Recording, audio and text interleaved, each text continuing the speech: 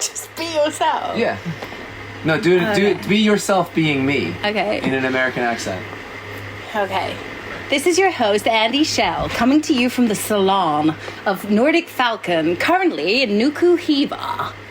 Just about to take out the trash. Where's the aluminum?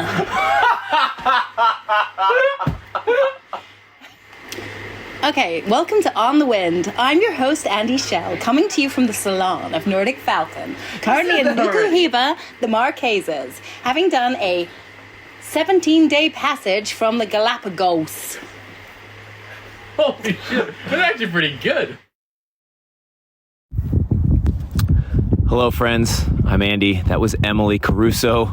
Hilariously, during our debrief yesterday, we've been making fun of each other's accents for the whole trip. She's my mate on this Pacific crossing, and one of our skippers. And now I'll never be able to do another podcast intro without feeling extremely self-conscious. So I'm hiding on the bow of Falcon right now, anchored in Nuku Hiva, recording this, and I've got nothing to say. Emily did a wonderful job of impersonating me and introducing the show.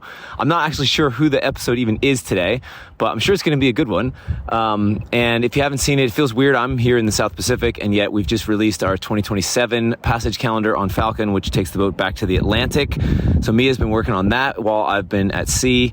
We had a wonderful passage. I'll tell you all about it another time when I have my head screwed on straight. We just had our final crew dinner last night, so everything's all very fresh, and we're still kind of not into the transition to the between trips setup right now. So anyway, enjoy this podcast. Sign up for 2027 if you want to sail with us in the Atlantic.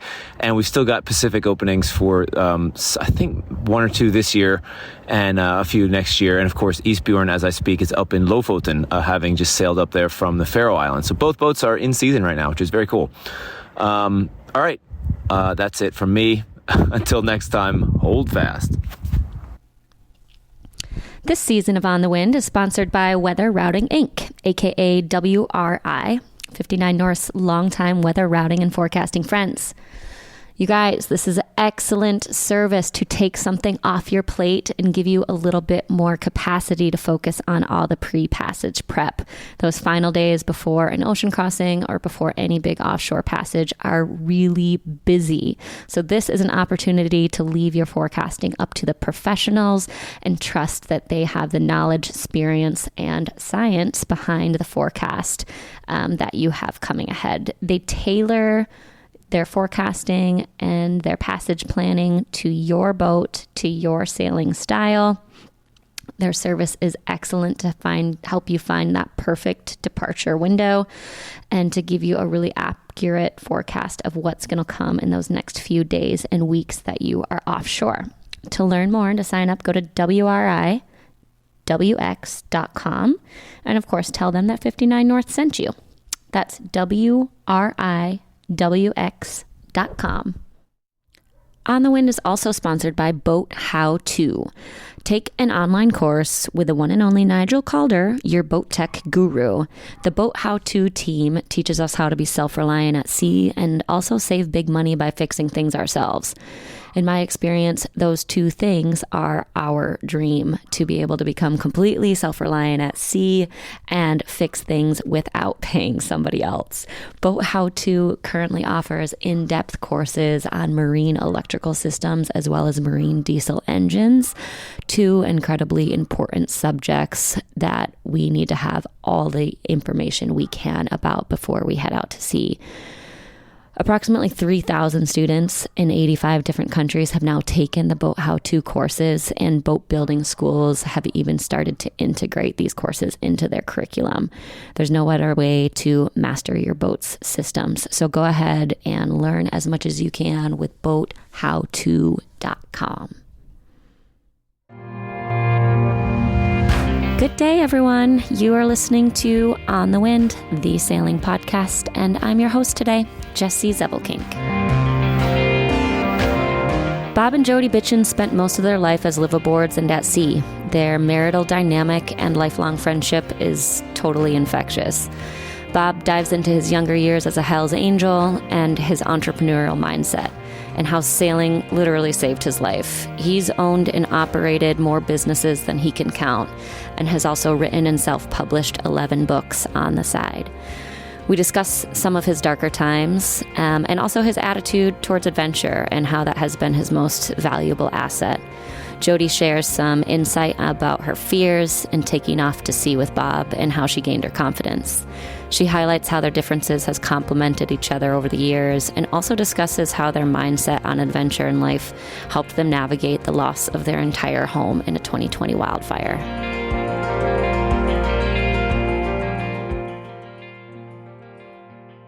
Good morning, Bob and Jody Bitchin. How are you guys doing this morning?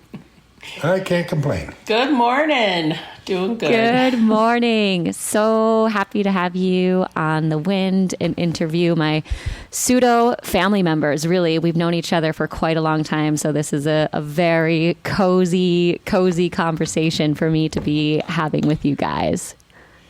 Yep. Here too, It's good we for us agree. too. It's easy. Yeah. So tell me where you are right now. What time is it? What did you have for breakfast? It's 9 in the morning. I had a protein drink for breakfast. Yep, me too. And we're sitting on top of a mountain overlooking Lake Oroville between two forks of the Feather River. Lake Oroville. Okay, California. Yes. Wonderful. Everyone knows who Bob Bitchin is. I don't need to do a huge intro here, but I am going to make sure you get to know Jody Bitchin a little bit better today. And I want to start with just a fun question, and whoever has an answer for this first, I want you to just jump on it. But can you just tell me about a time where you were furious at each other at sea for, I'm going to guess, a decision that Bob made? Did you say furious? Yeah, like was there a time where you were pissed at each other? Like Jody, you're pissed at Bob. Every time I would decide that it this was is time true. for us to get our juices flowing, and there's two ways to do something, the easy way and the hard way. I always took the hard way. Every She time. was not happy with that. Every time. And, I never got seasick, but I still was nervous on the boat for some reason for a long, long time. And so it really would get my juices flowing. I would get scared. I would be nervous, and he's all happy and excited. You know you're alive when your juices are pumping. You know you're Yeah, alive. that's fair. That's fair. I swear, So why did you have to do that? the more excitable and adrenaline that Bob had, did that just keep pushing you over the edge, Jody? Yeah, a bit. Yeah. It did. Yeah, absolutely. When did you finally get comfortable with his all-in attitude? I don't think I ever did, She's still not. quite frankly. That's fair. But you know what? There's one thing I got to tell you. I feel safe with him. Well, that's huge. Even though, yeah, it is huge. I've always felt safe. I just get uncomfortable for a little while. Yeah, and I've I always guess felt it's safe. the underlying feeling of safety that kept you out there together for. Yes. How many years were you guys cruising around? Well, we lived aboard for 20-something years, but we cruised around the world for 5. Yeah. And then we, Wow, okay. in the early aughts, we went cruising to Hawaii and Mexico and did. Yeah, I mean, we lived in Hawaii for we a were while. cruising together for Yeah. 20 years. We've been married It's a long 33 time. years. Yeah. And do you believe in the saying that 1 year aboard together is like 7 years of marriage? One day is worth 7 years. Yes. Oh, you said 1 year? Yeah. No, a year. One year is a day century. seems a bit more You know, accurate. after spending our honeymoon before we got married, sailing around the world, we figured if we could make that work at close quarters, we could do the marriage thing. Well, actually, It's what an happened is enormous testament. We were coming up from, we were just coming back from Europe, coming up the coast of Mexico. And we had a film crew from Brussels doing a documentary on us, and they set up a camera. We were in Las Hadas, and we had the boat anchored behind it and had the camera set up, and we're supposed to walk and, just a B-roll thing walking in front of the camera. And about halfway there, I stopped her and I took a hibiscus, and I took it and I went to put it in her hair behind her left ear, and she says, "Oh no, that's the wrong ear. That's for married ladies." And I said, "You want to get married?" And she and the camera was rolling, and she said, "What do you mean?" And I said, I was so shocked. like Ozzie and Harriet married." And she said, and I went, well, I said, well, yeah. Okay. So, because I figured either I was going to have to start paying her when we got home, or I was going to have to marry her. I figured it would be cheaper to marry her. Boy, was I wrong. And did that prove itself to be true? It was not true. It was much more costly to marry her, trust me. Well, but look at all the How long have you been married? Over 30 years. 30 years. So let's see, we got something like that together. We got together in 92. Right. We got married in 97. We kind of count our years that we weren't married as if we were married. Should. Yeah. You know, that's you were what on the boat. it is. That's marriage. Yeah, we were very married, Yeah, but we weren't married. The two of us on the boat within, 68 feet of boat. That's not a lot of space. No, it's not. But bigger than most cruisers at sea. That was a beefy boat that you had. I was so happy on that boat. When I started cruising in the 80s, the average boat, the most wanted boat was a West Sail 32. That was the boat everybody wanted to have to go cruising. But then as the years progressed, boats got bigger and bigger. And the only way I could do it was my first boat I bought for almost nothing. It was a 27-footer, and I fixed it up and sold it and made a little money on it and bought a bigger boat and fixed it up and sold it and made a little money on it and bought a bigger boat and fixed it up. You did well with that. And until I was on a 68-foot Formosa Ketch, which was the ultimate boat for me. Oh, she was the most beautiful boat in the harbor. Yeah. As far as And I if was you can concerned. fix up a boat and sell it for more money than you bought it for, then you have something in life figured out that most of us don't. Well, I bought West Soul for $110,000. It was sinking off the coast of Hawaii. And I bought it when the engine was already underwater. And when we sold it 20 years later, we sold it for $485,000. Whoo!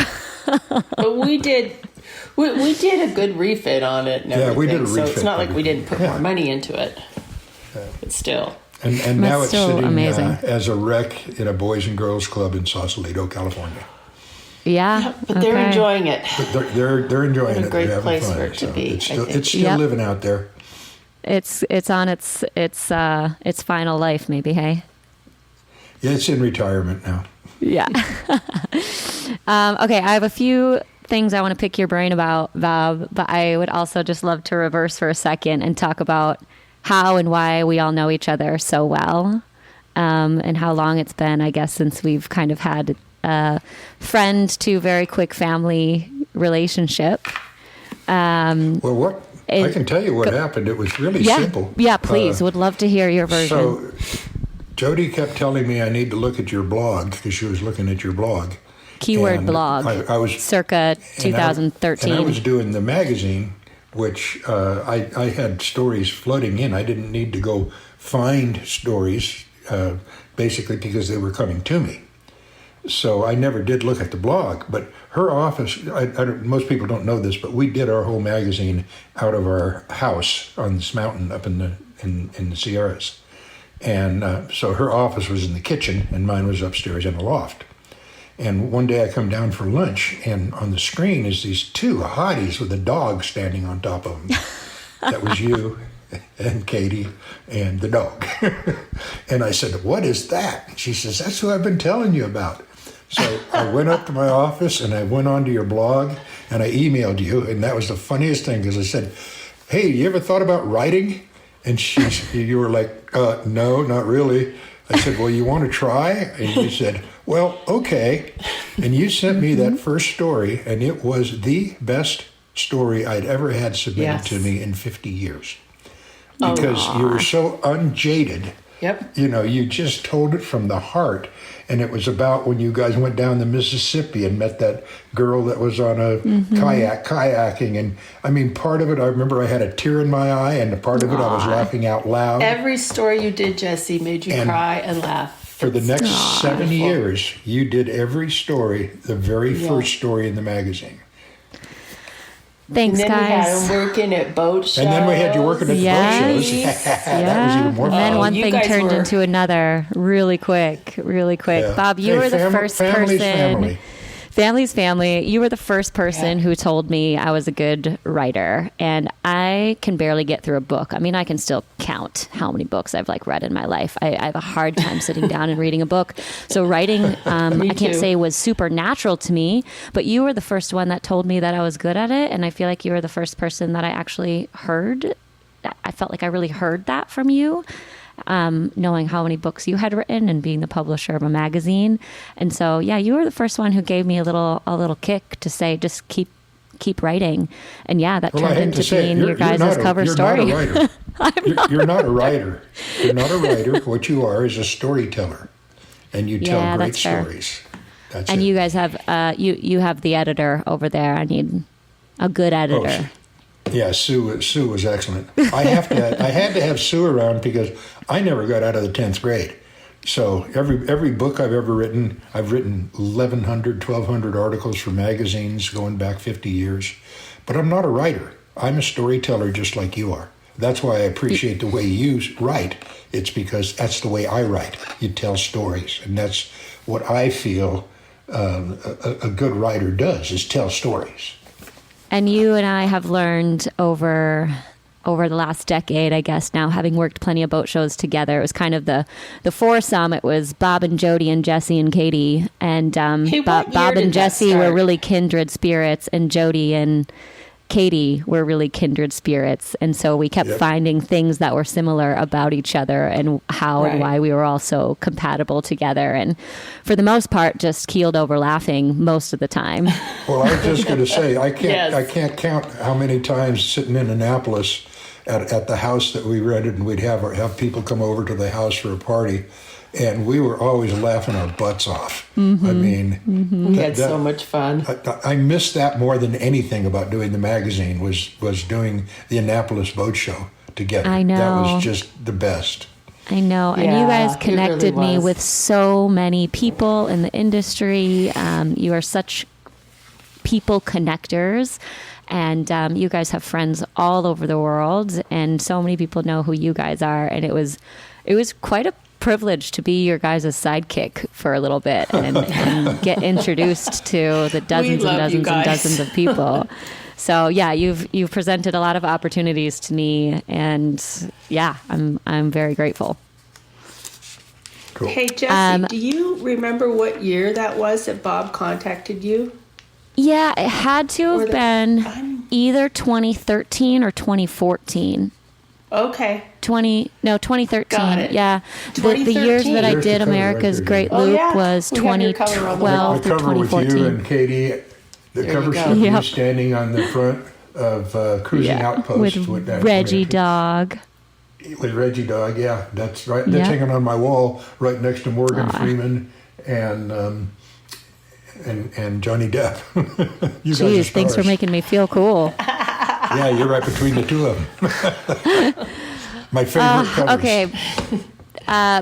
You guys might hear me refer to Bob and Jody as Dad Bob and Mom Bob. Now that you have a little backstory about our time together and our dynamic, Bob is Dad Bob, and when he's being naughty, his name is Bad Dad. So if I refer to Dad Bob or Bad Dad, that's Bob Bitchin, or of course Mom Bob is Jody. I prefer my So- full name, Bad Dad Bob. Bad Dad Bob. Bad Dad Bob. Okay.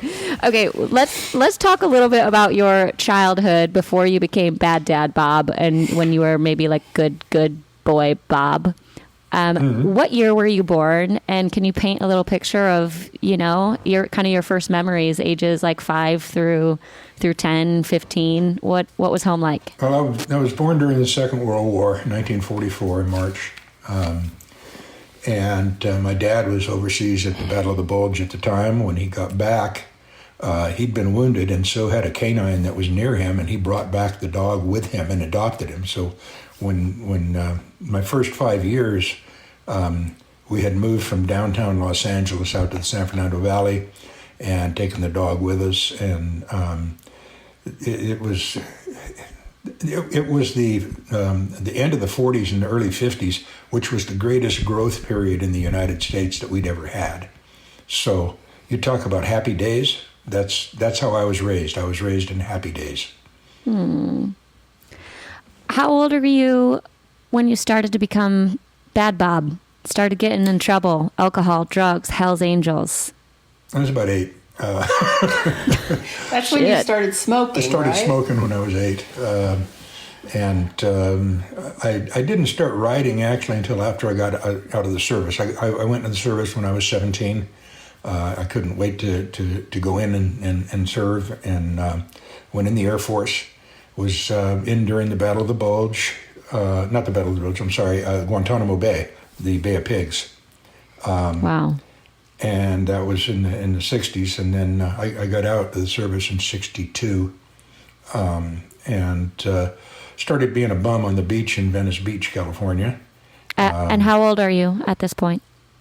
20. Okay. And I got out after 3 years because after the Bay of Pigs backed down, when Kennedy pulled out of the Bay of Pigs, they closed the Air Force base I was on because they'd got all the planes ready to go on attack, but we didn't attack. So they actually closed the base I was on, and I got out a year early. And I went home and started hanging out in Venice Beach, became a hippie, learned how to smoke marijuana. I bet that was a pretty easy thing to learn. That was not difficult in Venice Beach in 1955, 56. I mean, 60, 62, 63. That was the periods I was in. And then I didn't even own a pair of Levi's. I wore suits. I worked in the carpet business, with the business my dad was in. And I did that until one day I went into a guy to measure a job, and it was a Honda shop. And I was measuring it for carpet. And the guy said, "You want to trade a bike for that?" And I went, "Well, yeah." And so I got my first bike, and it was a 305 Honda. And me and my best friend, Ron Baird, I'd known since kindergarten, he had just gotten out of the Marine Corps. We got on 2 305 Hondas and rode to the Mardi Gras from Los Angeles in 1964. Which was a year and a half, 2 years before they made Easy Rider, which is where 2 guys got on a motorcycle and rode to Mardi Gras. But and you're like, I did that. Yeah. They're copying me. I've been there. I've done that. So anyway, that's when I started riding, and riding on a Honda at the time. It was okay, but then one day I met Lego Bob, who was the president of the Hells Angels in Los Angeles. And he and I were both the same size, 6'4", 350 pounds. We became friends, and I started riding with clubs. And then I started, accidentally I became Evel Knievel's bodyguard. That was 74, when he did the Los Angeles jump and the Snake River Canyon jump. And then everybody I met when Knievel when I was working with Knievel, they were all very rich, and they were all in publishing. Guccione, Hefner, Flint. So when he went into the ditch in Snake River, I had to find something to do. So I figured I'll go in publishing. So I started a little newspaper, a tabloid called Biker News. And it was Biker just for News. Local Southern California outlaws. But pretty soon, because we were fighting the helmet law nationally, all the outlaw clubs from all over the country started getting it, and pretty soon I was shipping bundles to the clubs all over the country, and they would take them into their bike shops and put them up because they were free distribution. And Biker News became pretty big all over the country, and I changed it when somebody offered to buy it from me. We changed it to a magazine, and that became Biker Magazine, which later I started Tattoo Magazine, and that's when I wrote the book, A Brotherhood of Outlaws. That was 50 years ago. Which, was by this the way, somebody's actually working on making it into a movie now. No way. which is really funny because in 1982, Steve McQueen, who I used to ride with, Solar Productions he owned, and we were making it into a movie in 1982. But he came down with cancer and died before we finished it, and it was dropped as a project. So was it may this still get era done. of your life an exciting time of your life, like a happy time of your life, or was it starting to get fairly tainted with drugs and alcohol? Was it dark? Like what was going on in your head at this chapter? I hate to mess up that scenario, but actually I always had a good time when I was high. I never got arrested. I never had a bad trip. Except for the one time you almost died. Well, Chime on in, Jody. that's okay. You forgot about that. Almost doesn't count.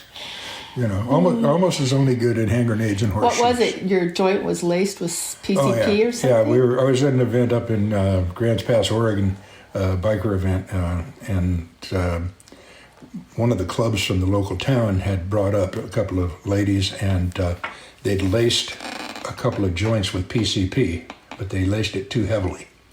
And when the joint was passed, there were four of us standing in a circle, and this guy walks over and hands it to us. And Cowboy, who's a friend of mine, he was the first one to take a hit on it. Then he handed it to the girl that was standing next to him. She started to take a hit, and then she handed it to me. And as I was taking a hit, I watched Cowboy drop. And I finished my hit, and I can't remember what happened after that, but I woke up in a van, and my heart had stopped. But fortunately, there was a doctor that was riding with us. Wow. And he brought me back. I was only out for a few seconds, but I remember it. I mean, I can still remember it as bright as day. I can see the blackness, and all of a sudden a little bit of light, and pretty soon I was looking down at myself through the van, right? Through the van, through the top of the van. It was very weird, and I still remember the feeling. So was everyone else okay too? Actually, one of the girls died. Yeah. Wow. Yeah, Cowboy came out of it. How much time did it take until you were able to maybe say, "I'm grateful for this event to make me be really conscious"? Drugs. I quit doing drugs that day, driving back to California. I don't know how long I was off, but I was off for quite a while. Wow. But then again, I started, you started the pressure partying of again. the people you're hanging around, peer pressure, and pretty soon I was back doing what saved my life was getting on a boat. Well, that's what I was going to ask. I was like, it's not an uncommon story for people who are struggling with drugs or alcohol to find some kind of extreme sport that's providing enough adrenaline and enough purpose on a daily basis to dig you out of that addiction. So I would love to hear your take on how sailing essentially kept you alive. Well, basically, it was pretty simple. When I started sailing, it was really funny. We were having lunch at this waterfront bistro, and we walked outside, and the guy was putting a for sale sign on a Cal 28 for $10,000. And I'd never been on a boat in my life, ever. And I hollered at him. I said, "Can I take a look at it?" And he was a little nervous because, I was wearing a black Harley T-shirt that was cut off, a lot of chains, and scary biker. And my partner looked like something out of ZZ Top, which is, and we so we walked down there, and I said, "Okay, I'll take it." And he's like, and I had the cash in my pocket. I was a drug dealer back then. I can say that now because 7 years have passed. And so I had cash in my pocket. I said, "Okay, I'll take it." And he wouldn't take the money. He was afraid to take the money. I don't know what he thought, that I was going to hand him the money and then rob him. I do not know. So we went to the bank, gave the bank the money. He gave me the pink slip to the boat, and I taught myself how to sail for about 2 months. And it was so intuitive because 2 months later, one of my oldest friends called me, and he was on the flagship for Greenpeace, Stonewitch, and they were blockading Diablo Canyon for the nuclear plant. And he calls me up and he said, "Bob, we got to get this boat out of the country. They're going to seize it." And I said, "What do you need?" And he said, $8,000. And I said, "I have $8,000. And he said, "Can we come down?" I said, "Come down. Can I go with you?" And then he said, "Well, sure." So my girlfriend at the time and I jumped on that boat, and I had never sailed really. I'd been 2 months. I'd been trying to teach myself how to sail a 27-footer, and all of a sudden I'm on this square-rigged topsail schooner, 74-footer, with no motor, kerosene running lights, 21-foot oars for power, and it changed my life completely. Because for 3 months we went offshore, and we sailed down to Guatemala, and literally, I stopped doing drugs. My life went from being one of the most violent lifestyles that you can be in to the mellowest lifestyle that you can be in. And I didn't realize it until decades later, but the fact that I got on a boat and got away from the peers that I had that were all outlaws, and all of a sudden I'm in a new class of people where everybody's smiling and smells good. So it saved my life, literally. Did your life before sailing, like when I hear you talk about it, does it even feel like it was your own life before sailing, or do you feel like you're talking about someone else's life? It was somebody else. It was me back then. Something I kind of found was that about every 7 years, my life changes. And it's usually a fairly radical change. Like going from outlaw biker to sea captain was a very, very radical change. When we sold the boat, how many years ago now? I think we sold it in 2007. 2007. So it's been almost 20 years. It's been, well, and for you years. to be in boating, you were in boating for a long time. Right. The magazine was how many years? 27 years. Right. So we did Latitudes and Attitudes for 27 years. Did the TV show for 5 years. We had 65 episodes of a TV show that we did. We had a radio station, Latitudes and Attitudes Radio, which is now part of Pirate Radio. You had a lot of different things going on, so you didn't have to completely disengage every 7 years. Right. I owned a head shop that I had started 30-something years earlier, and I owned it for 40 years. I owned a little jewelry store. I was a partner in that for a long time. I owned a gym. I like to start businesses, but I never like to run them. But a magazine's different because every issue is a new business. Right. Yeah. So, yeah. You've been quite the entrepreneur, though, and mixed in with your sailing life, which is a fantastic combo to be able to find a balance between a life at sea and also running your own business. But it is a delicate balance, as you've learned. He's really good at self-motivating, which I have a problem with. He helps me to motivate.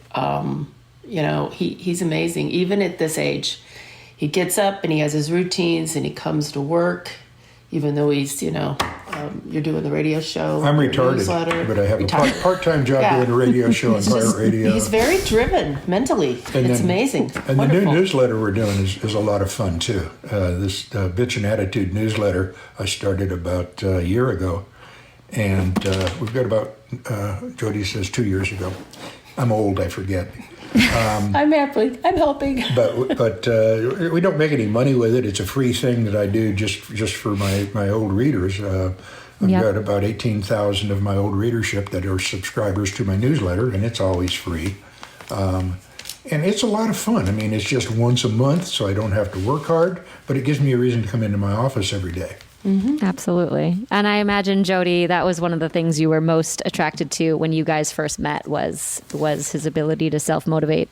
I got a lot of bowling. I missed the question. Sorry, I said, can you hear me okay? Yes. I said to Jody, I imagine that Bob's self-motivation was something that you were very attracted to in the beginning of your relationship and when you first met. Yes. Very much so. I needed that in my life. Who do you feel like you met when you met Bob Bitchin? The first time I walked into the bar? I looked at my bar. I was cocktailing up at the marina upstairs where all the sailors would come, and he comes walking in dressed like a biker. You still have the same look. Yeah. Chains in black with, Anyway, I looked at my bartender and I said, wow, I'd hate to run into him in a dark alley. Unfortunately, she did run into me. It was a dark night on a dock. Yes. And he slapped a kiss on me. Yeah. And I was like, oh, that was nice. Oh, my gosh. He scares me. And I said, well, I'll see you tomorrow, and left. Wow. I wish this encounter was somehow funny? recorded. Oh, it was really funny because we had met. I mean, we knew each other from the bar, the Portofino Right. We had bar. mutual Where you were friends. working, right, Jody? Weren't you working Yes, at that where restaurant? I was working, Okay. and he had his boat. He had his boat right there. You know, from his boat, you could see was on the second story. You look up at the bar. Yeah, and when you're It's in the very bar, classy. you're looking down on my boat. So every Yeah. time I did anything funny, people would see it. Anyway, but the funny thing was that my best friend, Kurt, was going out with her best friend, Yes. Jill. They both worked at the bar up there. Jill was the manager, and Jody was the waitress and the bartender. And Kurt was going with Jill, and I was down on his boat when Jill came down, and he was taking Jody and Jill out to go scuba diving. Yes. And so I'm down there talking to him. I wasn't going. I just down there talking to him. And Jody walks on, and we started talking a little bit. And I started to eyebrows started to rise a little bit. And I said, "This could be something." So when she got ready to leave, I left with her. And we walked up to the end of the dock, and leaned up against a wall there. And she came over, and I gave her a lip lock. And it was a good lip lock. And she was kind of flustered and just kind of stepped back and, okay, and walked away. And I thought, well, that was, it was worth a try. 2 years later, we took off for Tahiti. And were you fully tattooed at this point? I've been tattooed since I was 15. Okay. Full sleeves. He got one tattoo since I knew him. Since I've been with you. Right, and I've got Jody's tattoo on my his- ankle because we were in American Samoa in Pago Pago, and she saw a tattoo on a guy's arm, and she says, "I want that tattoo." And I said, "Where do you want it?" And she pointed to my ankle. Commitment. And so now, if we get Right. if we get a divorce, she gets the leg. So I got to be really careful. Wow. So that's why you've stayed together this long. That's it. I don't want to get rid of my ankle. How many years later until you two tied the knot and actually got married after you met? We got engaged as we were sailing home in Los Hadas in front of a camera. And then when we got back, she immediately went to her two best girlfriends and set a date, which surprised the hell out of me. I said, "Why do you need to set a date? We're engaged. Isn't that enough?" They set the date. And May 4th, may the 4th be with you. 1996. 1996? 7. Well, that's when we started the magazine. Oh, that's right, 96. 96. Jody, how do you remember this time of your life when you just walked away from everything you knew to join a guy in his sailboat to take off on this big of an adventure? I was so happy. In the beginning... Tell them what your dad said. In the beginning, I was scared, and I had to think about it. And I talked to my dad, who's interestingly enough, he didn't raise me. He was my birth father. And I had just met him like 6 or 7 years earlier. How old are you in this moment? I am 33. Okay. And I met my dad when I was 27. Wow. So I flew actually to the Caribbean and sailed on his boat with him and his wife. It was really amazing. And that's how you met your biological That's how dad? I met my biological dad. Yeah. That's kind of beautiful. He was a sailor. He built his own boat, and he'd been sailing all his life. He was a dentist, and so he had a lot of free time. He went to Catalina. He lived in Huntington Beach, and I just never knew. My mom kept it from me because she thought it would be best, which that's okay. Wow. So when I called him to tell him that this guy had asked me to sail to Tahiti with him, and my dad said, "Oh no, don't do it. Don't do it. You guys are going to get in an argument, and he's going to leave you on a beach somewhere or leave you on an island and just sail away." And I'm thinking, oh wow. Not that the thought had not crossed my mind, but And but then something else happened. I had this voice come into my head. it's like just it said, Jody, this may be a great opportunity for the life that you have chosen to lead, the path that you've chosen to lead. This is going to be good for you. And you listened to that. And I listened to that. Did yes. it? I imagine. But also, I bought her a return ticket from Tahiti that she had in her possessions when we left Los Angeles. In all fairness, you had to buy everybody a return ticket. I did. That was part of the rule. I imagine, though, it hurt your feelings to hear that coming from your dad, who was also an adventurous sailor. Because I imagine you wanted to call him to receive permission in a way, right. And receive the blessing from your dad to say, go do this. That's a really interesting question or a comment, because you think I should have felt that way, but I didn't. I felt, oh, well, he's very concerned and this is his opinion. I'm glad he told me the truth.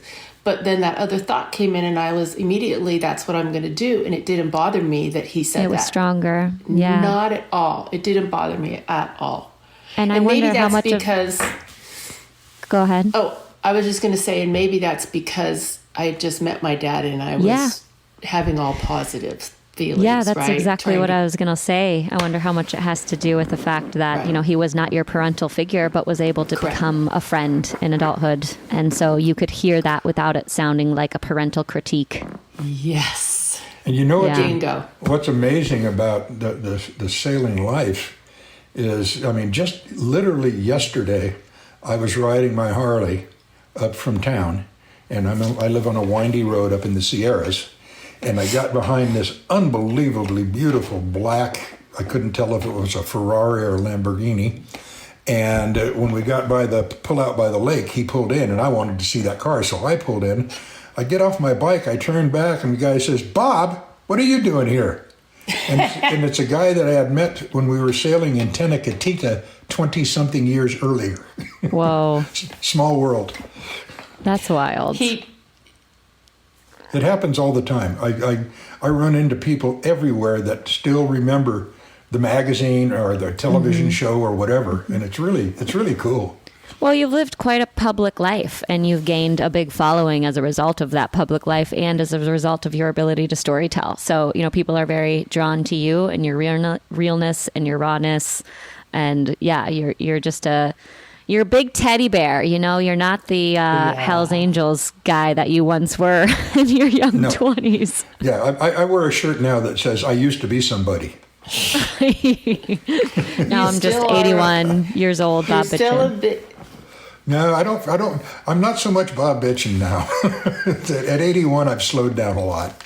Grandpa Bob. Hey, I want to jump back really quick to how you reference to every 7 years you feel like you've had a different chapter, because at some point you became a father. So how old were you? And this is pre-Jody. So you had kids. You'll have to explain. Kids. Yep. Pre-Jody. So how old? How old were you when you found out you were becoming a dad? I got married because you have to remember that I was raised in the 50s, and in the 50s you did not have sex before marriage. And so in 1961, when I went in the service, I met this lady who was a model at Neiman Marcus who knocked my socks off, and I talked her into marrying me, which was difficult because she was 21 at the time and I was 17. Woo! And damn, Dad, I told her I was 22. She believed me until just before we got married, and I had to tell her the truth because I had to get a note from my daddy to get married. Because you can't get married until you're 18. Right?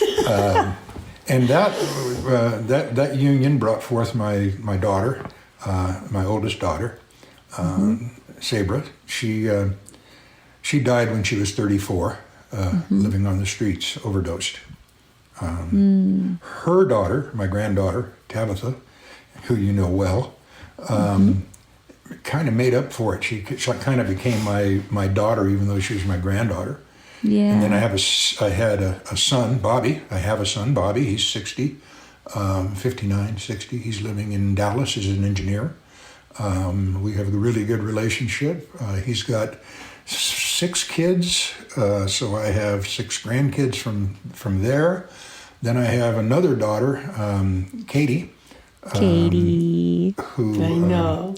She's the apple of my eye.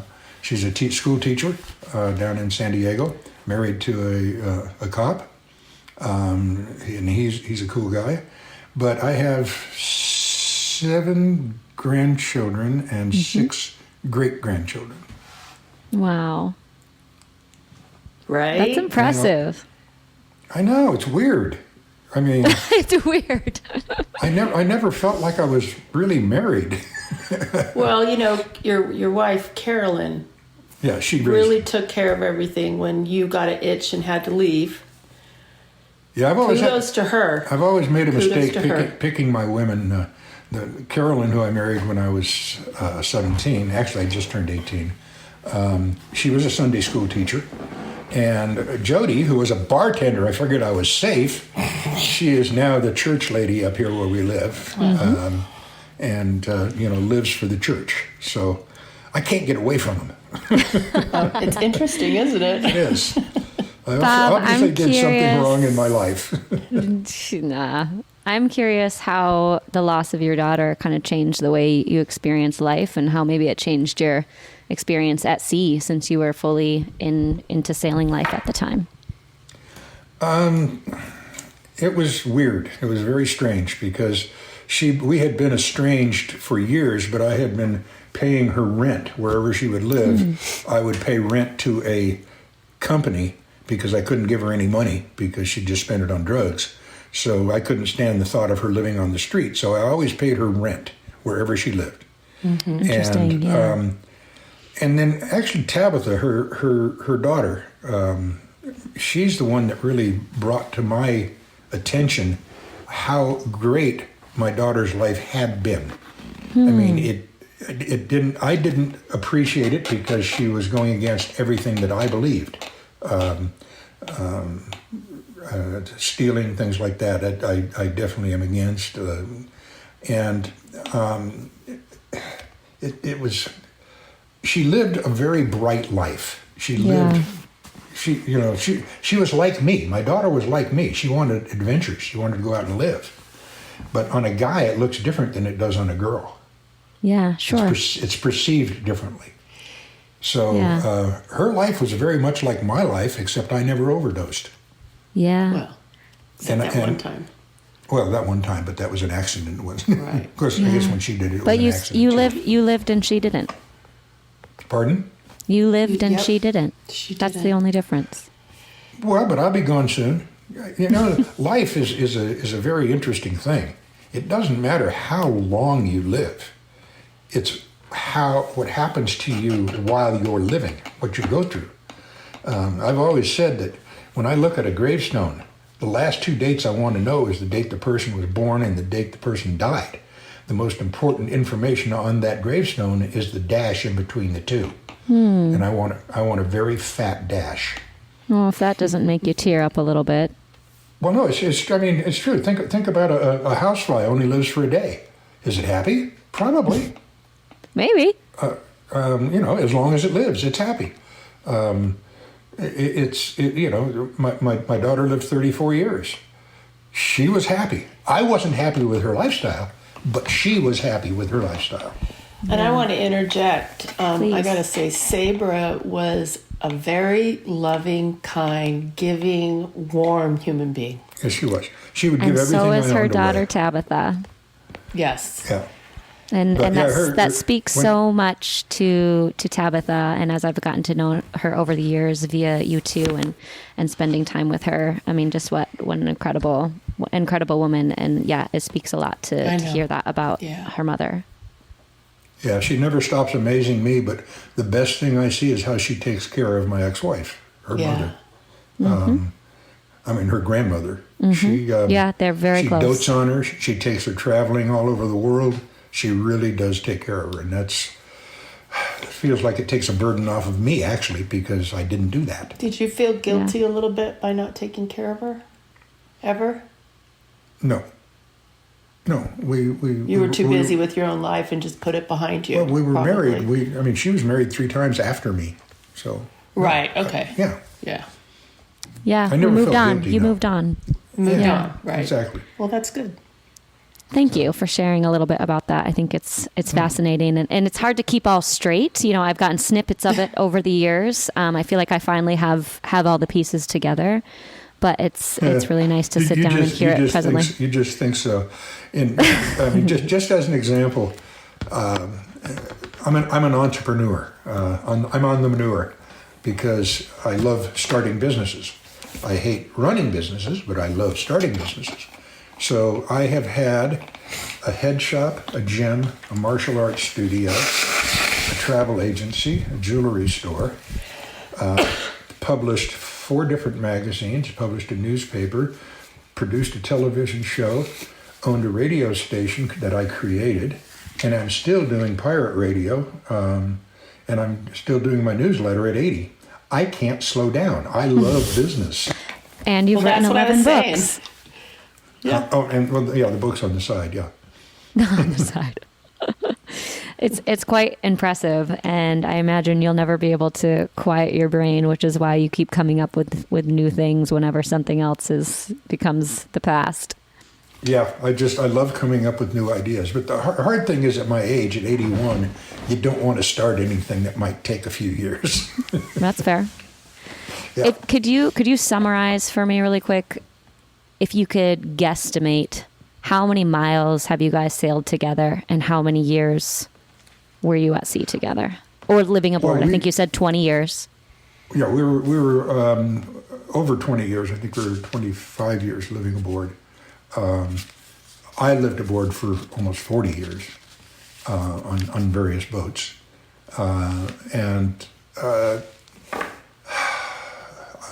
ask me the question again. I'm old.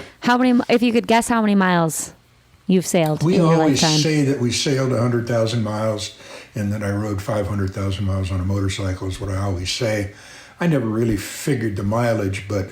Sure, but you can guess based off of oceans crossed and, areas cruised. Yeah, I kind of put it together once, figuring all the times I sailed back and forth to Hawaii before I knew Jody. Mm-hmm. Then when we sailed around the world together, I don't know, I came up with 80 to 100,000 miles of sailing.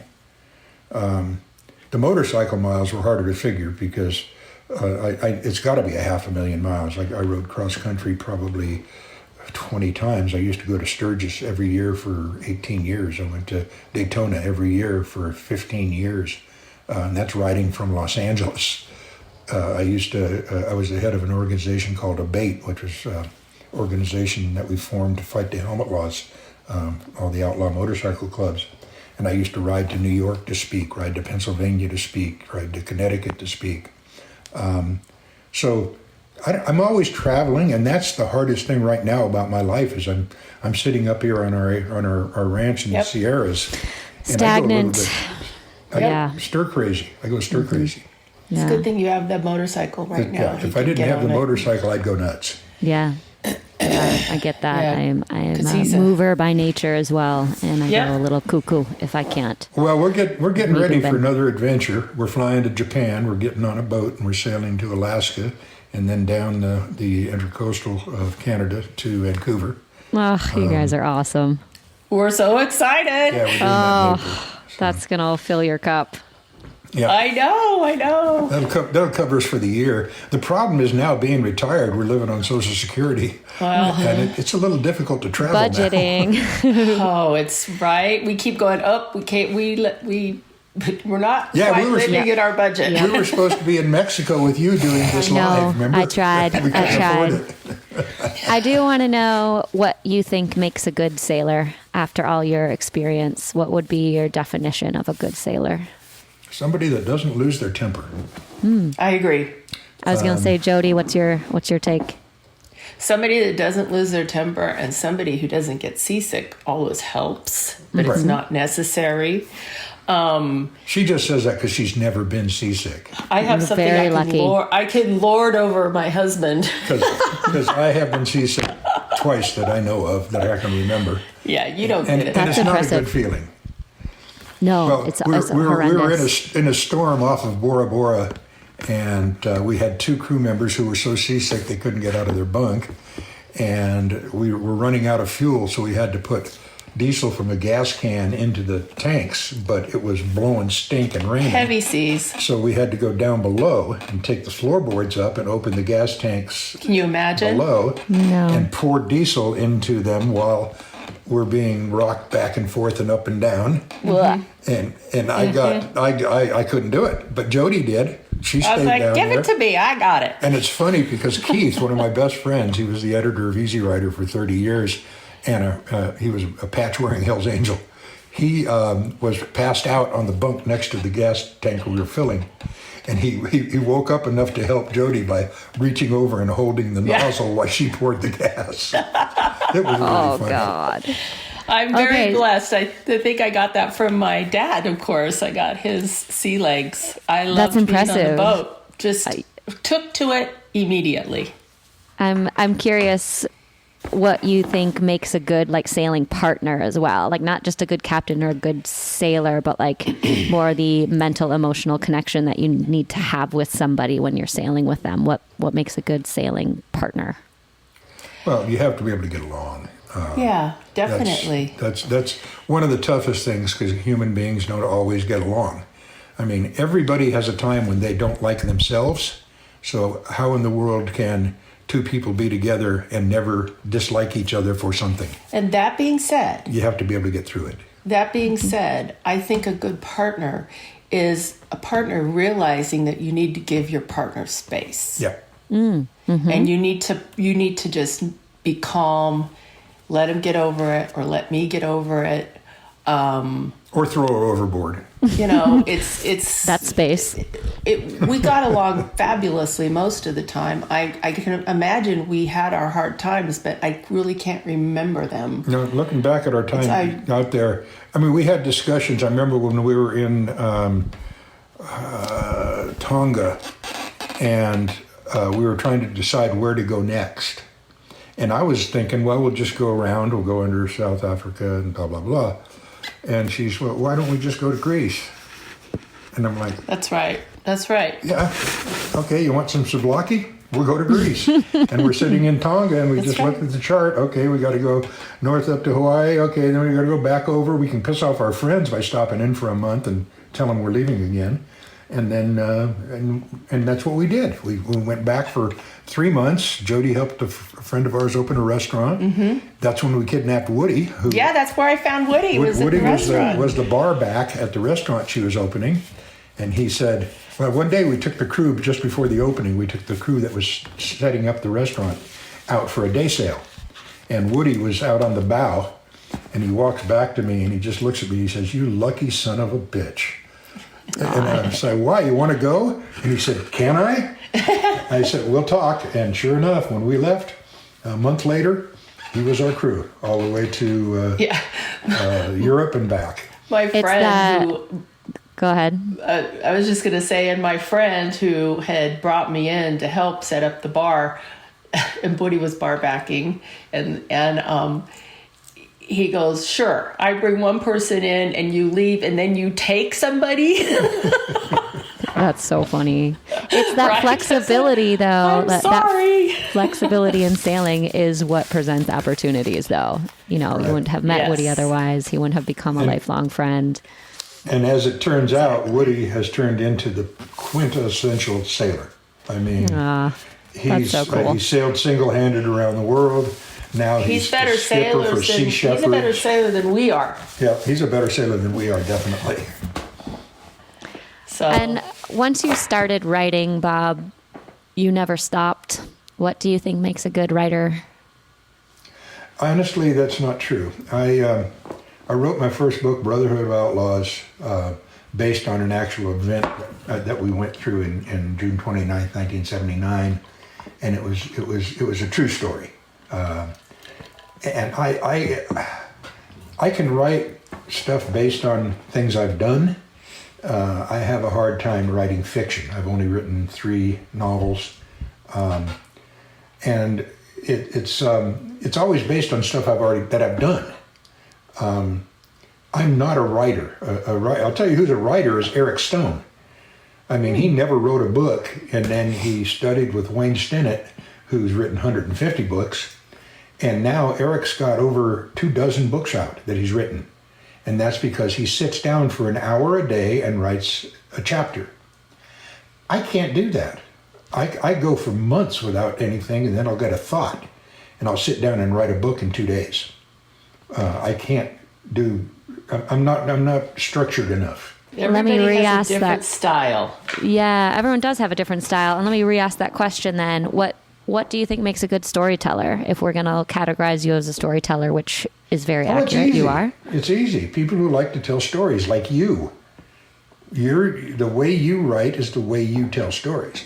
I've always considered the best stories the one that you're sitting there in a bar telling the guy sitting next to you what happened. That to me is the best story. 3 of my books are just collections of short pieces because you can't write a whole book about every idea you get.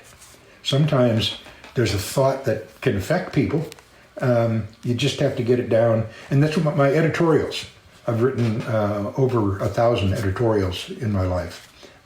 They always have a meaning. There's always something at the end that makes you think. To me, that's what an editorial should be, instead of an editorial usually in most magazines is telling you, well, this is who wrote the stories in this issue. Well, all you can do is turn the page to see that. What I want to do is I want to give you something that will inspire you. And that's You do what have I've always done. always an underlying element of inspiration in, I think, just in the way that you talk. Even learning today point. in this in conversation, you have that naturally. Yes. Yeah, I guess. I don't know. I'm All just right, talking now. Jody, Mom, Bob, Yeah. Are we through? you be quiet for a little bit, Dad, Bob. No. Jody, I've worked closely with you over the years, and you are humbly quiet about your sailing knowledge. You seem to be happy to let Bob take the cake and kind of tell the story, and, I'm going to air quote, kind of be the hero. And I've rarely seen you be open about how much you really know about boats and everything about boats and cruising and offshore cruising.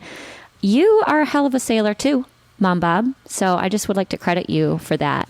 And I'm just curious, we kind of tapped on this in the beginning. I'm just curious at what point, if you ever did start to feel confident at sea and start to feel like you had the answers to the questions that maybe you once relied on Bob for. Like, when did you start to recognize your intelligence at sea? That's a really good question. And I think there's still, first of all, many things that I feel I don't know and I'm insecure about for some reason. I get very nervous being in charge. I love being first mate. And I know when the second time when we went to Hawaii and came back and then we left to go down to Greece, I felt much more confident. And Bob was great. I would watch him and he'd help me, but he never really taught me, like watched me and corrected me. He would, unless of course I did something bad, but, but he learns by watching. Yes. And so me he too. assumes I learn by watching. My problem is I have to learn all 3 ways and I have to do it repeatedly over and over and over again. So it took me many, many years to finally have things register. Yeah. And then okay. once they registered, I would find myself doing them and I'd come back and go back down in the galley and I'd think, oh, wow, look what I just did. This was so amazing and I wasn't even scared. Yay! And that I got little things like that, beautiful things that happened to me all the way through our sailing. And when we came back and started sailing to Catalina, I felt very comfortable with that. Whereas before we left, when we sailed to Catalina, I was clueless. I didn't, I was basically getting drinks and putting sail covers on and off. I didn't know what I was doing. She was deck meat. Yeah. Deck meat. So, well, you are not deck meat now. I've heard little things come out of your mouth over the years that just makes me kind of cock my head to the side and think, damn, Jody, like you really know what you're talking about. And you're so quiet about it. And I appreciate that about you. But sometimes I also just want to extract it all from you and give you a little praise for the experience you have. I think it's interesting that you said you need all three versions of learning for it to really register. I'm a very visual person. I need to see it, not hear it, and I need to feel it, not read it. And so, we all kind of learn in different ways. And I think that was probably really effective on your part, Dad Bob, for you to not say over speak, but just constantly be a demonstration and constantly be an example for Jody to be able to see it over and over again. The difference is really simple. Jody is a perfectionist. It's true. I am not. Jody, I'll never forget. I'll drive myself crazy. We were in Ibiza, and I had to fly home to do a court deposition. And so I had to leave her and the crew in Ibiza for a week while I flew home for this deposition. And as I was leaving, I said to Jody, look here, we got a little dry route here. Can you guys see if you can get to that while I'm gone? And varnish the whole boat. And varnish the boat. And while I was gone, she had them strip it down to the wood, dig out the bad wood. I did that all by myself. They didn't help me at all. Because they were at the discos every night. No, they were varnishing. Okay. I gave them the job of varnishing. Okay. So anyway, she would do it perfectly. Me, what I would do is I would just rough sand it, get it down a little bit, throw some Bondo on it, sand it and paint it. She digs out all the bad wood, puts good wood back in its place. I mean, she's a perfectionist. I am not. I'm a it'll do person, and she's a no, it could be better person.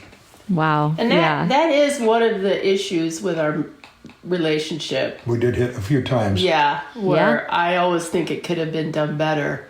Because I fret. Because when you're a perfectionist, you fret over 10-foot boat. Here's the deal. I like a 100-foot boat. What that means is I like a boat to look good from 100 feet. She likes a 10-foot boat. She wants a boat that looks good from 10 feet. I actually agree with you there, Jody. I'm on Jody's side for that. I am not a perfectionist, Bob. I err on the more of the side of it'll do, but I am a sucker for a boat looking as good, if not better, up close than it is from 100 feet away, and that is a pet peeve of mine. Right. Yeah. We always had a thing when we'd come into a port, even if we'd just come across an ocean or whatever. When we come into port, we always look like we just went out for a day sail. As we're pulling in, the sails all drop in having the four sails, we would drop all four sails at the same time, have them covered by the time we'd come into anchor. I mean, it was always to look cool. That was part of the thing, to look cool. You got to look cool. Yeah. I'm also curious, Jody, I feel like the era of you building confidence at sea was also a time in history where women weren't necessarily trusted at sea. And I wonder how much that kind of inhibited your ability to actually feel confident outwardly versus inwardly. You weren't allowed to be confident, No, I don't think that contributed to it at all. But what did contribute to it is how I was raised and what I like to do. I was raised by a mom who taught me how to do everything to take care of the household and a man, etc. Traditional. Very traditional. And I married a traditional guy, kind of, you are. And I loved being in the galley. I loved varnishing. I loved swabbing the decks, doing the laundry, taking care of everything. I was making and it Bob a home. Yes. I loved making it a home. It made me so happy. And I was so happy to be able to do anything Bob couldn't do when I was just his happy assistant. And that's where I loved to be. I never wanted to be a captain. I never cared about learning to navigate perfectly. I mean, I could figure it out. I knew how to do the basics, put a spot on a chart and know what the numbers are to put them into the GPS, and I knew how to get there. I understand drift, when you're sailing and how to correct it and all of that. and I knew how to use all the sails and reef and, do engine and help change oil. Eventually I learned how to do a lot of that stuff because I was helping Bob, Yeah. and I still to this day, I'm not comfortable on other people's boats taking the wheel for some reason. I don't have that desire. It's Which is actually so really comforting interesting. to hear you say that. It's comforting to hear you say that you are really genuinely content in the role Yes. that you stepped into without feeling the desire for more. Exactly. I'm a little bit more on the opposite end there, where I felt it a deep desire and a big importance to know all the things, do all the things, be the person that handled all the things, which I can't say is a good thing. It's a little defeating sometimes because you can't do all the things and you can't feel all the things. And I remember the first time I took off sailing with my newborn, with my little son, I couldn't be the sailor anymore. And it felt like this big demotion. I mean, I had just gotten a beautiful promotion to motherhood, but there was something on the boat that felt like a demotion coming out of Gotcha. being a very hands-on at sea and then not being able to do that anymore and having my primary job be that much more Right. traditional, mother role. But Right. it's beautiful to hear that was a happy place for you, and you Very still much. learned all the skills on your own time over the years. And, in the end, you ultimately would have been able to manage things without Bob, but you didn't feel like you needed to. And I think that's pretty cool. Yeah. I was very happy seeing him behind the wheel. Aw, which checks out with the way that you two interact with the public and socially and at boat shows. And, you very quietly and happily, again, I'm going to say, let Bob take the cake, Absolutely. you're happy standing back and letting him tell the story and be the guy. But I think it's nice to know that you still feel comfortable in your skin in that role. Yes, I do. Even here in the house. Good. No. And Bob plays with the tractor, but I know how to use it. well, you certainly know how to stand up for yourself on land and land life. Yeah, that is when it gets to a point where I need to correct or interject, I'm always there. And sometimes it's not really a correction, it's a different point of view. Exactly. Okay, I have a few more questions before we kind of start to wrap it up here. And I think, Jody, I would like your insight on this first, but I just want to reference you guys have to correct me on the date, 2023 fire that took your home. You guys lost 2020. What year? 20 Oh my God, 2020. that was 2020? It was September 9th, 2020. You guys lost everything you've ever had in Every a story I fire. ever wrote, I had all the magazines Yes. that I'd written, Forbes magazine and Hustler magazine and Penthouse and New Look and every article I'd ever written, every magazine I'd ever published, every newspaper I ever published, All our family stuff, every photograph Everything. I'd ever taken. family books, history. Yeah, my book collection, I had probably 30 books signed by the authors that I'd collected over the last 50 years. Everything gone. But it felt good, believe it or not. Because Go ahead. as we drove across the bridge that was on fire, getting away from our house, it was lifted. All of a sudden, we didn't have to worry about anything anymore. We didn't own anything. Janis Joplin said it best: freedom is having nothing left to lose. Yeah. Yeah, but the problem with that is then I did at least, I felt guilty Yeah. for feeling, I was so okay with it. I mean, I was never sad about it. I missed my materialistic things. Yeah. But I missed my family books and my mom's record collection. She was a singer, and her voice she sang in a trio, and we had some of her music, and that kind of stuff, really family stuff. I'm sorry I lost, but you know. You're kind of Totally right. answering this for me a little bit. But Jody, I had a conversation with you on the phone when you guys were staying with a friend post-fire, realized you had lost everything. And I actually couldn't believe the almost enthusiasm in your voice, like your ability to talk about it. It was within the following weeks, it was fresh. Right. Days, maybe weeks. Right. And I got off the phone and I just thought, that is one of the most incredible women I've ever met. Like, I don't know if I could speak about such a tragedy in that tone like she just did. And I'm curious if either of you feel like your sailing life prepared you for losing your entire land life. And you kind of just answered that in your own way by saying it felt so good to have everything gone. Yeah.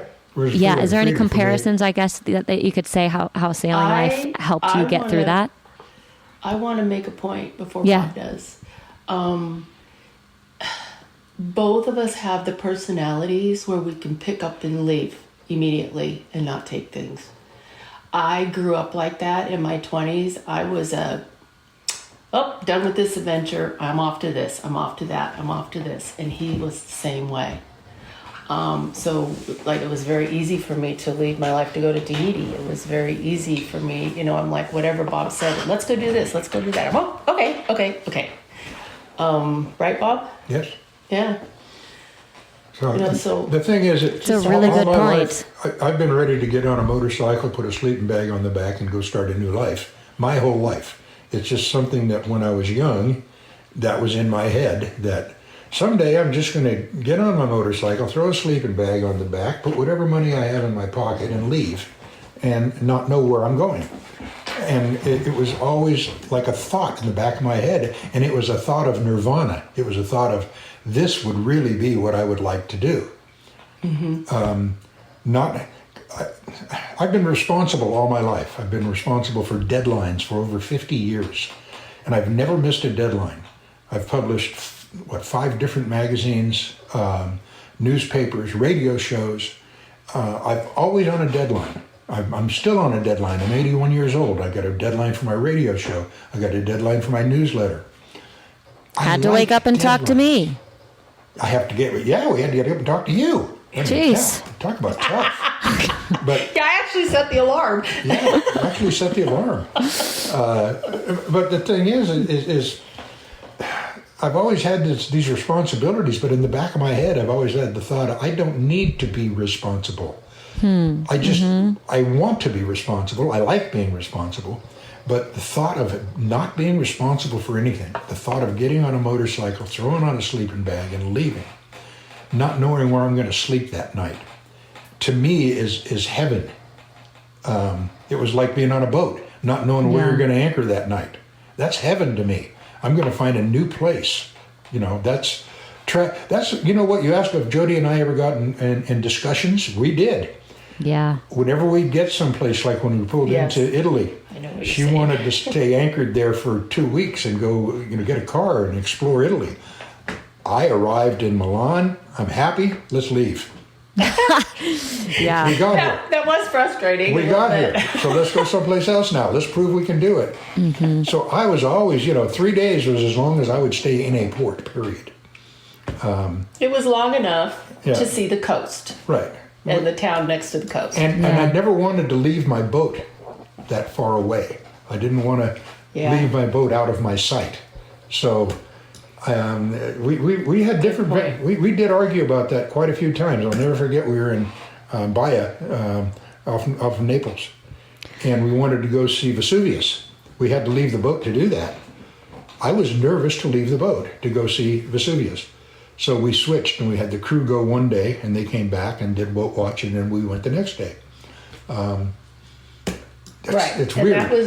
that was a good compromise. And I don't know why I brought that up, so you can cut that. Well, it started with how sailing life prepared you to lose your entire The land adventure. life. Yeah. I've always been ready to lose everything. I always expect to lose everything. You can't take it with you. I think it was such an inspiration to hear and see you guys rebuild your life at this age together. And you ultimately did agree to completely rebuild on your same property overlooking Lake Oroville, which is where you are now, correct? Yes. Yes, yeah, and we're very happy with it. We're sitting here right now looking out over the lake. It's a gorgeous, gorgeous view. And Dad And Bob, love the home. good. I can't wait to see it. I would like to get up there. I will get up there Well, at some we've only point. been waiting a few years for you to get up here. And, Well, yeah, I know. I thought I could get you to Mexico. Dad Bob, you are 81. correct. When you look back at your life, I feel like both of you, but I guess this question is specific to Bob. You've experienced so much heartache and loss and love and joy. What do you think brought you the most joy in your life, and how do you want to be remembered? Good question. Boy, you're getting philosophical now. What I want to be remembered as is not a bad person. Because Do you I have a was fear bad of being person. remembered as a bad person? I don't like it when people don't like me. Same. It bothers me. I guess most people are like that. I don't know, but to me, I've always tried to make people happy and make people like me. Well, I can say that since I started sailing. There were times in my old life when people did not like me, and I understand that. But Sure. no, I want to be remembered as just a person. I mean, I've always tried to help people, and that's what I'd like to be remembered as. I'll probably be remembered as this big old butthead who did all kinds of weird things. But Nah, and no way. I'm happy with my life. I would not change anything in my life. I had to live the life I lived when I was young in order to appreciate the life that I've lived since I was mature. And that's pretty much the way I look at it. When I was on bikes, I was immature. When I still ride. I'm not immature anymore. I'm 81 years old, damn it. Only a little But- immature sometimes. Yeah, sometimes mentally. But no, basically, I don't know. I mean, I hope my family remembers me with love. Yeah. People who've read my stuff, I hope if they like it, they like me. If they don't, they don't. The reason I could never sell advertising on any of my businesses I've ever had, I couldn't sell advertising for the magazines or for the newsletter, because if I ask somebody to advertise and they say no, I take it that they don't like me, and I don't like that. So Yeah. I refuse to sell Personal. advertising. I can't do Yeah. it Yeah. because I can't take the rejection. So Well, Anyway. I can tell you right now, you will absolutely be remembered as a good guy, a lovable guy, a kind, very kind did man, inspirational so- man. Yeah. That's a no-brainer. yeah, I got no brains, so that's good. When it Jody- comes to no brains, I got them. We were just talking yesterday, I think, about Bob and what he's accomplished in his life. And I told him, I said, you've lived several different lives in your lifetime. Yeah. You've done Many. more than most people do. I mean, it's just incredible to think of all the things that he's done. It's incredible. It is. It is. And I ain't done yet. No. No. We're about to You go from have Japan to so Alaska. much energy, Bob.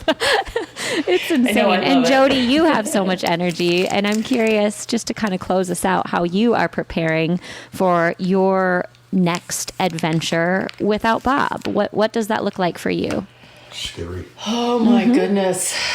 I have no idea how I'm going to react, because I don't think you actually know that. You can think about how you're going to handle it, and I don't know. She'll I fall hope- into her church. Well, Which you oh, already yeah. have. Which I yes. already have, right. Yes. And that's been a And I'm huge support thankful. system for you. Thankful for my church and God.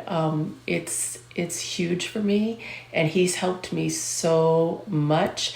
I think a lot of my attitude and the love that I have is because I'm blessed, and I just hope that I can be able to handle everything I need to handle and not be so full of grief that I can't function. I'm in bed for, Yeah. Yeah. I can't even talk about it. Thanks I'm for ready to sharing, go. Jody. I just No, hope you're that not, I can Bob. function and make Bob proud, that I can handle everything and button everything up and be happy. Jesse, I got to tell you the truth. I'm more afraid of her going first. No Who's way. going to take care of me? No way. Well- not spastastic Jody. Who's She's gonna got take energy care for of you? years. You know what, Jody? You are just referencing back to the conversation I had with you post fire. Like, you are one of the most positive humans I've ever met in my life. Like, yeah, you know, you're so real, you're so raw, and you have an incredible support system of relationships and friendships all over the world. Thank you, And Jessie. yeah, I you love bring you a lot too. of joy to all of us. And yeah, I love you very much. And thanks for just being really honest and saying that it's a scary thought and that you're working on it, Yeah, and we're here it for is. you. Yeah. And Thank you. but yeah, Bob might have a point. We never know. We never know who's You going to go. never know, or we might go Never know. together. We might go God only together. knows, and he doesn't talk to me. We could Yeah. be a middle in the North Pacific and have a big wave hit us, or Ray, that's the way I want to we go. might not make it back from our Maybe that trip. wouldn't be so bad. No, it wouldn't be Right? bad. Not for me. He was watching something about Poseidon yesterday, and we're just getting ready to go on this small cruise ship. It's 1,000 people, and I thought, oh, great. You know, I thought, That could be us. disaster. Right.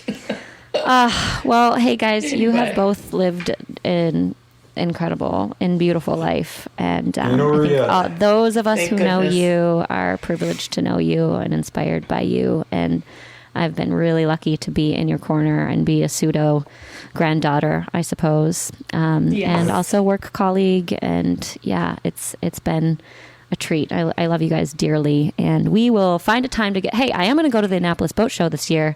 If you're there, that could be our next time to connect. October. That could happen. That could happen. Well, We'll be in touch. I want to hit a couple of shows. I miss Perfect. all of our friends. For Right. 27 years, they were our closest friends. You just need to set up your own booth, just a Bob Bitchin booth. You stand, everyone You will could come go to to the you. writer's corner. No, I Yeah, thinking you about doing should. a kissing booth. You're thinking about what? Doing Bad a kissing dad. booth. Oh, gosh. Bad Dad This Bob. is Bad Dad Bob. Yep. Okay, guys, go enjoy your day. Thank you All so right. much for your Thank time. you. I love you Jesse, we dearly. love you. You're such a part of our family. We can't wait for you to get back here. Thank you. I know. Okay, much love. I'll see you guys so soon. All right, honey. Bye-bye. Okay. Love you. Love you too. One more huge thanks to our friends at WRI for sponsoring this season of On the Wind. Go to WRIWX.com to get in touch. We'd like to thank Boat How To one more time for sponsoring On the Wind. These are your boat tech courses from world-class experts. Go check out their site, boathowto.com.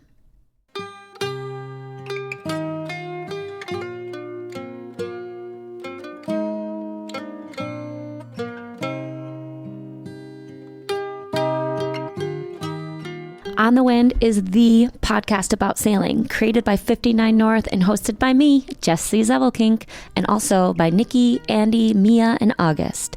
The show is mixed and produced in Frederick, Maryland by Lee Cumberland. Ads are read by us, the hosts, and occasionally by 59 North's bosun, Adam Brown, and podcast producer, Lee Cumberland. Episode artwork and website show notes are done by Laura Parent out in San Francisco. The intro theme music is composed and performed by former podcast guest and musician Cameron Dale, while the outro music you're hearing now is, of course, by our friends Storm Weather Shanty Choir from Bergen, Norway. We love hearing from our fans. Send us your questions and comments to holdfast@59-north.com. And do us a favor, review the show on iTunes or wherever you're listening to this podcast. Until next time, hold fast. On liquor and the horse, I made up me mind that I was inclined to go to sea no more. No more, no more, to go to sea no more. I made up me mind that I was inclined to go to sea As I was walking down the street, I met sweet Angeline. She said, come home with me, me lad, and we'll have a cracking time. But when I awoke, it was no joke. I found I was all alone. My silver watch and my money too, and my whole bloody gear was gone. Was gone, was gone. My whole bloody gear was gone. It was when I awoke, it was no joke, for my whole bloody gear was gone. As I was walking down the street, I met Big Rapper Brown. I asked him if he would take me in, and he looked at me with a frown. He said, last time you was paid up with me, you took up no score. But I'll take your advance and I'll give you a chance to go to sea once more. once more, once more, to go to sea once more. I'll take your advance and I'll give you a chance to go to sea once more. Sometimes we're catching whales, me lads, but mostly we get none. With a 20-foot oar in every paw from 5 o'clock in the morn. And when daylight's gone and the night's coming on, we rest upon our oars. And oh boys, you wish that you was dead or snug with the girls ashore. Ashore, ashore, or snug with the girls ashore. Oh boys, you wish that you was dead or snug with the girls ashore. Come all you seafaring lads that listen to me song. When you go a big boating, boys, make sure you do not go wrong. You take my tip when you come off a trip, don't go with any horse. But get married instead and have all night in bed and go to sea no more. No more, no more, to go to sea no more. Get married instead and have all night in bed and go to sea no more. No more, no more, to go to sea no more. Get married instead and have all night in bed and go to sea no more.